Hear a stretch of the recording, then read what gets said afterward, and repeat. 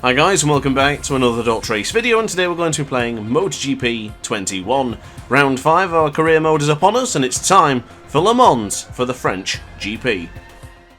So welcome to qualifying here today, 2 PM. Of course, the race will be starting in 4 hours time, but for the time being we need to figure out who is going to be on pole position for the race. So for the time being as well, trailing in behind Frankie Morbidelli, the man who's leading the way currently with a 1:31.068.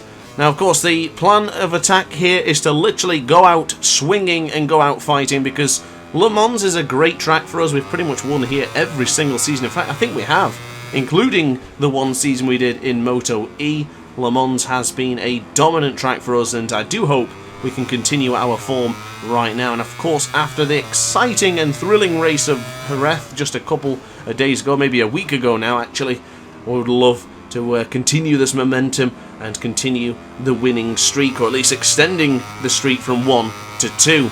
Apologies for my voice in this one as well, guys. I sound a little bit groggy. I've got a bit of a headache in that, but it's quite alright.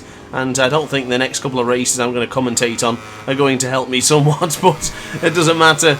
The show must go on. We never stop here on the DrAce channel. So onto the right hand side, going into the Blue S's for the very first time here in Le Mans, trailing in behind Frankie Morbidelli. I actually thought about having a bit of a lunge, because I do believe I'm on a very quick lap here, even quicker than Frankie himself. So onto the right hand side, Frankie says relax, and I think he'll be saying relax a little bit more so we don't get past him going in to record him up, but using his slipstream with power setting 3 and able to cross the line, and we do actually go second, just 1.5 tenths of a second behind Frankie Morbidelli, but we go around the outside using the speed of this rejuvenated and changed package of the Aprilia RSGP, now ahead of Frankie Morbidelli. And now we have another VR46 Academy rider with Pecco Bagnaia ahead of us, so that's a one man you definitely want to trail behind in a qualifying session or practice session to ensure we go into Q2 without any hiccups. So onto the right hand side, I did leave the engine braking on at 5 in the qualifying session for now.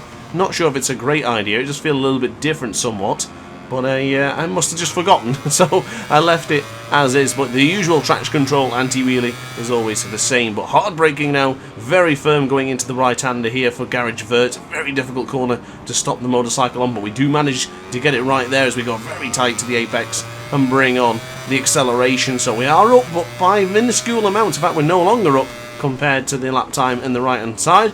But for the time being, going into the left-hander for Shimano Buffs, nice and tight to the apex, nice and tight to the right turn. Oh, beautifully done, up by 2 tenths of a second. This could be a lap with full red sectors from the 3 we're on right now to a red sector towards the end. It would be absolutely stunning if we can get that one done. I tell you what, I don't think we're going to need many more laps. This might be sufficient if we just get ahead and get the first position. I'm that confident here in Le Mans that we can just get the job done within 2 laps, I think.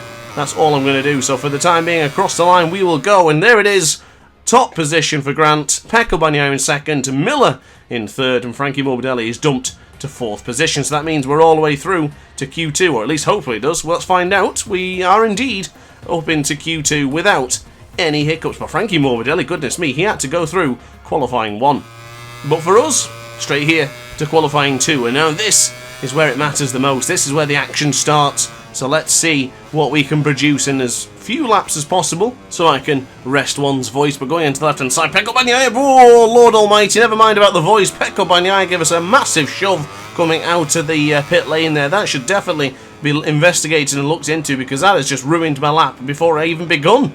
Goodness me, what a waste of a lap this is going to be. But for the time being, we still have Pecco ahead of us. And obviously he's really, really fast, because he really wanted to get out there and get past me, in the sense of the... I don't know why he would want to get past me, actually, now thinking about it, because it would have been better to trail behind me and pick up the extra slipstream. But hey, hell, it is what it is, as we brake very, very loosely going into Garage Vert. Can I get the motorcycle stopped? Goodness me, that was too close for comfort. I don't really feel comfortable going into that corner compared to the bike we had last season. The bike we had last season was just like glue going into some corners. It would just stick so nicely.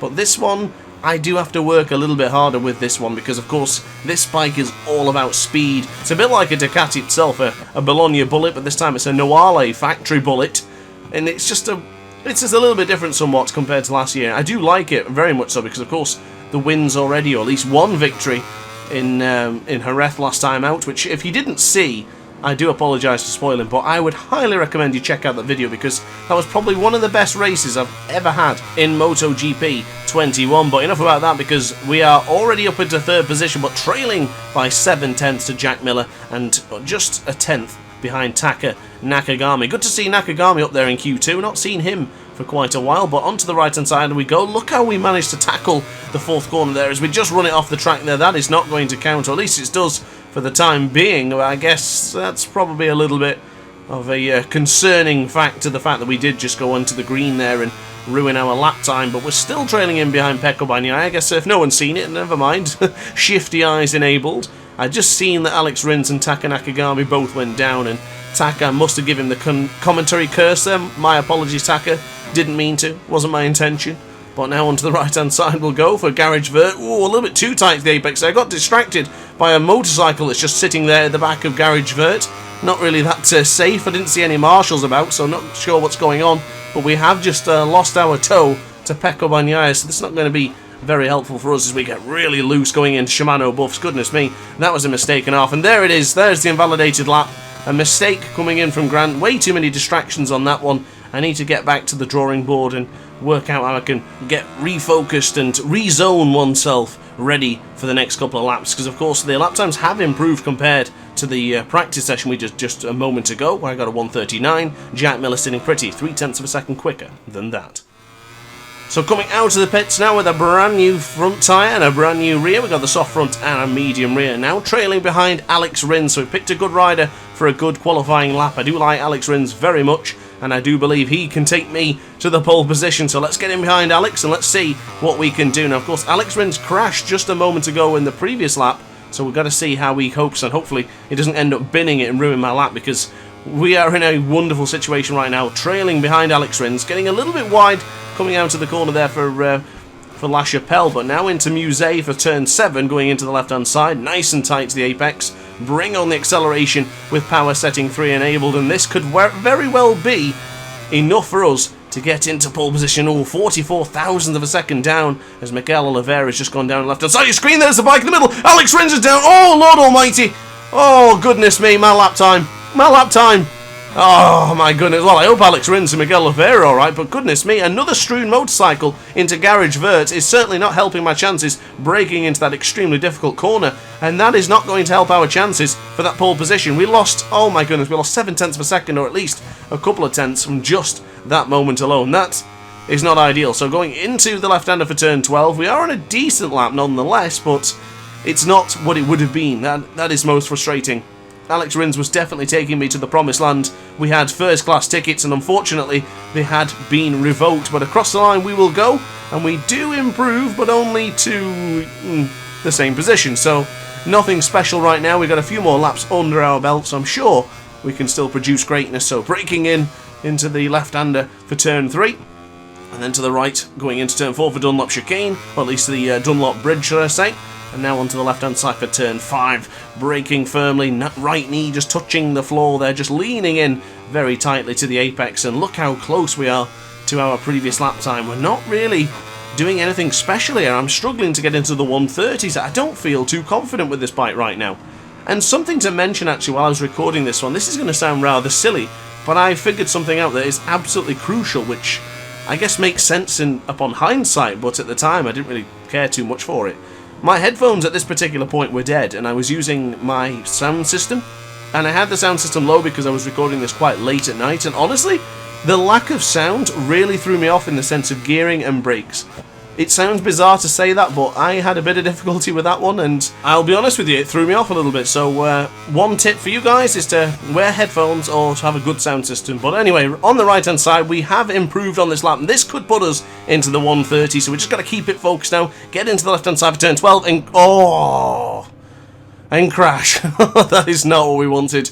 Losing the front going into turn 12, we now only have one more opportunity depending on how well this particular lap goes. So onto the right hand side going into Dunlop, and now into the left hander for turn 3, and then for the right hander for turn 4. Beautifully done there. That is pretty well navigated, going under the Dunlop bridge now to the left hand side, and then braking for La Chapelle. Have we got it off? Up by 17,000 of a second, so we were trailing by 6 tenths.